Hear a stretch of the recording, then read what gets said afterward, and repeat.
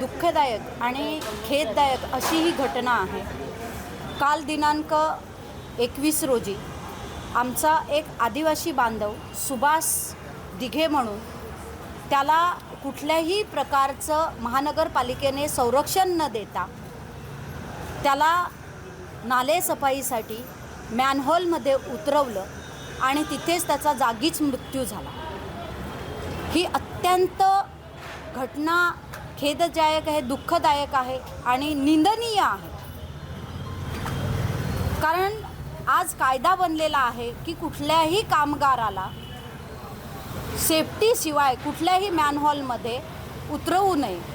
त्याला एकतर सेफ्टी दिली पाहिजे, नाहीतर ते काम त्यांच्याकडनं करून घेऊ नये असा 2013चा कायदा आहे की गटार साफ करणं किंवा मैला साफ करणं, वाहून नेणं किंवा आणखीन काही जे पण असेल, सांडपाणी साफ करणं, हे सगळं कायद्याने गुन्हा आहे। हा गुन्हा असतानासुद्धा कुठल्याही प्रकारचं त्याला संरक्षण न देता, त्याला कुठल्याही प्रकारची सुविधा न देता त्याला त्या गटारामध्ये उतरवलं आणि तिथेच त्याचा मृत्यू झाला।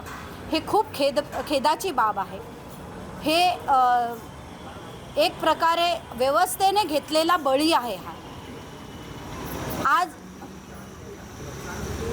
आज ते तर झालंच, त्याचा व्यवस्थेने बळी घेतला, परंतु ज्या वेळेस पोलिसांकडे फिर्याद गेली त्यावेळेस पोलिसांनी सुद्धा त्याच्यामध्ये हलगर्जीपणा केलेला आहे। त्याच्यामध्ये त्यांनी सांगितलेलं आहे की कुठल्याही प्रकारची ह्याच्यामध्ये तक्रार नाही, कोणाचीही तक्रार नाही आणि हा नैसर्गिक मृत्यू आहे असं जाहीर केलेलं आहे। मी सन्माननीय आशुतोष डुमरे साहेबांचं इथे धन्यवाद देईन की त्यांनी ह्या घटनेची लगेच दखल घेतली आणि आत्ता हा गुन्हा दाखल होतोय, अजून झालेला नाही आहे।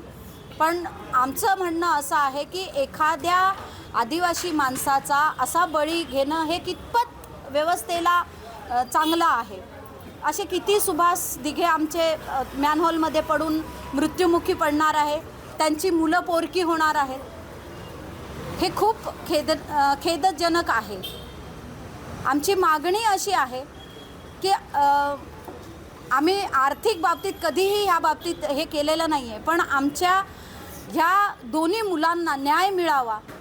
त्यांच्या मृत्यूला जे जे कोणी कारणीभूत असतील, मग ते ठेकेदार असतील, इथले ज्यांनी ठेका इथला काढलेला आहे, ते आयुक्त असतील, उपायुक्त असतील, जे कोणी असतील, त्यांच्यावर गुन्हा दाखल झाला पाहिजे आणि ह्या दोन्ही मुलांना आर्थिक सहाय्य मिळालं पाहिजे। ही आम्ही आज इथे ह्याद्वारे सांगतोय। हेच आम्ही आज सांगण्यासाठी इथे आलेलो आहोत आणि लवकरात लवकर हा गुन्हा दाखल झाला पाहिजे ही आमची मागणी आहे।